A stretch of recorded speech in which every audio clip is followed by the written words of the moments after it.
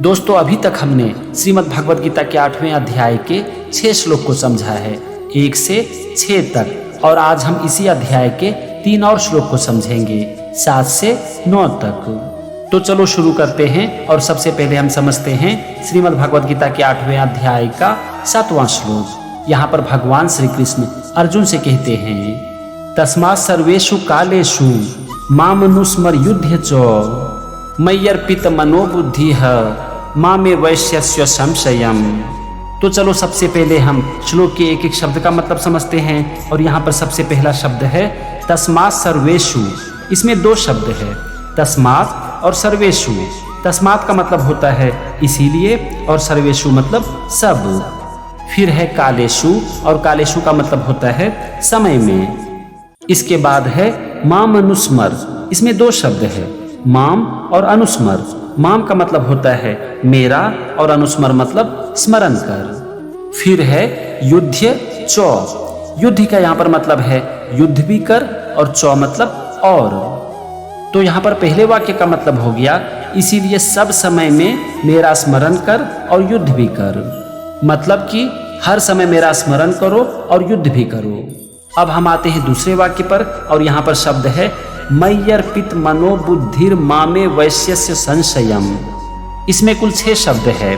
मयि मतलब मुझ में, अर्पित मनोबुद्धि है मतलब कि अर्पण किए हुए मन बुद्धि से युक्त होकर, माम मतलब मुझको, एव मतलब ही, एष्यसि मतलब प्राप्त होगा, असंशयम् मतलब निसंदेह। तो दूसरे वाक्य का मतलब हुआ मुझ में अर्पण किए हुए मन बुद्धि से युक्त होकर निसंदेह मुझको ही प्राप्त होगा।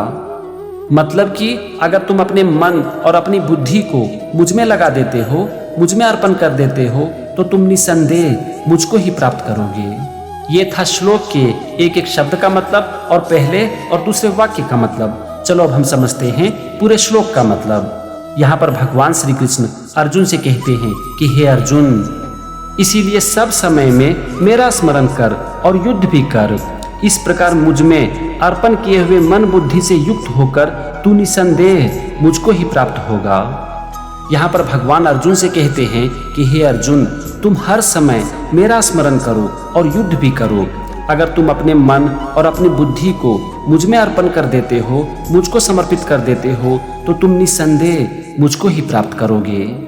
ये था श्रीमद् भगवद गीता के 8वें अध्याय का 7वां श्लोक और उसका मतलब। चलो अब हम समझते हैं 8वें श्लोक को। यहाँ पर भगवान श्री कृष्ण अर्जुन से कहते हैं, अभ्यास योग युक्तेन चेतसा नान्यगामिना परमं पुरुषं दिव्यं याति पार्थानुचिंतयन्। तो चलो यहाँ पर भी हम सबसे पहले श्लोक के एक एक शब्द का मतलब समझते हैं। और यहाँ पर सबसे पहला शब्द है अभ्यास योग युक्तेन, और इसका मतलब होता है अभ्यास और योग से युक्त। फिर है चेतसा, और इसका मतलब होता है चित्त से। इसके बाद है नान्यगामिना, और इसका मतलब होता है दूसरी ओर ना जाने वाले। तो यहाँ पर पहले वाक्य का मतलब हुआ अभ्यास और योग से युक्त, दूसरी ओर ना जाने वाले चित्त से। कहने का मतलब हुआ कि योगा और अभ्यास के द्वारा अपने मन को स्थिर करके, ताकि ये इधर उधर ना भटके। अब हम आते हैं दूसरे वाक्य पर, और यहाँ पर सबसे पहला शब्द है परमम, और परमम मतलब परम यानी कि सुप्रीम। फिर है पुरुषम, और पुरुषम मतलब पुरुष को। इसके बाद है दिव्यम, और दिव्यम मतलब दिव्य। फिर है याति, और याति का मतलब होता है प्राप्त होता है। और अंतिम शब्द है पार्थानुचिंतयन्। इसमें 2 शब्द है, पार्थ और अनुचिंतयन्। पार्थ अर्जुन का नाम है, और अनुचिंतयन का मतलब होता है निरंतर चिंतन करता हुआ। तो यहाँ पर दूसरे वाक्य का मतलब हो गया निरंतर चिंतन करता हुआ परम दिव्य पुरुष को प्राप्त होता है। मतलब कि जो पुरुष निरंतर चिंतन करता है वो परम दिव्य पुरुष को अर्थात परमेश्वर को ही प्राप्त करता है। ये था श्लोक के एक एक शब्द का मतलब और दोनों वाक्य का मतलब। चलो अब हम समझते हैं पूरे श्लोक का मतलब। यहाँ पर भगवान श्री कृष्ण अर्जुन से कहते हैं कि हे पार्थ, अभ्यास और योग से युक्त दूसरी ओर ना जाने वाले चित्त से निरंतर चिंतन करता हुआ परम दिव्य पुरुष को प्राप्त होता है।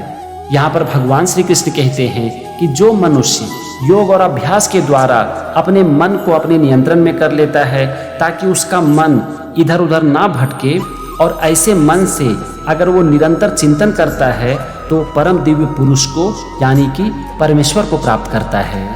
यहाँ पर भगवान कह रहे हैं कि योग और अभ्यास के द्वारा अपने मन को अपने नियंत्रण में करो ताकि तुम्हारा मन इधर उधर ना भटके, और फिर ऐसे मन से अपने आप को परमात्मा के प्रति समर्पित कर दो और परमात्मा के प्रति चिंतन करो।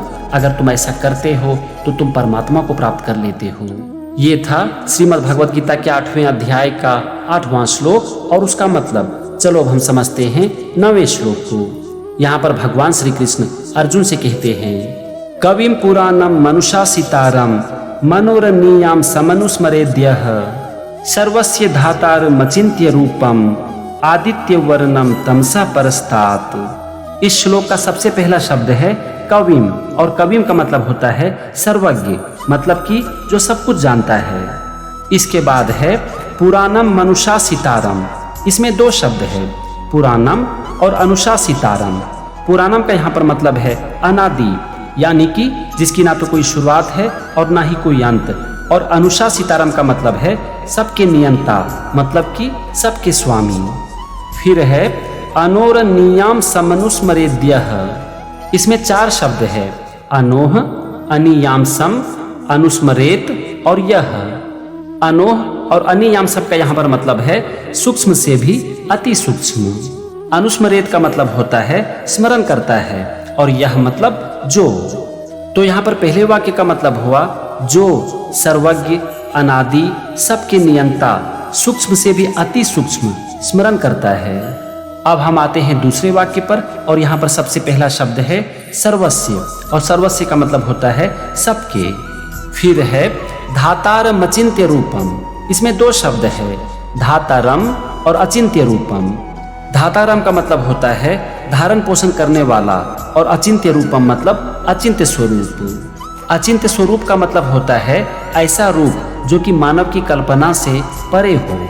इसके बाद है आदित्य वर्णम, और इसका मतलब होता है सूर्य के समान प्रकाश रूप। फिर है तमसः परस्तात्। तमसः का मतलब होता है अज्ञान का अंधकार, और परस्तात् मतलब परे। तो यहाँ पर दूसरे वाक्य का मतलब हुआ सबके धारण पोषण करने वाले अचिंत्य स्वरूप, सूर्य के समान प्रकाश रूप और अज्ञान के अंधकार से परे। यहाँ पर बात की जा रही है भगवान की, क्योंकि भगवान ही सबका धारण पोषण करते हैं। उनका स्वरूप ही मानव की कल्पना से परे है।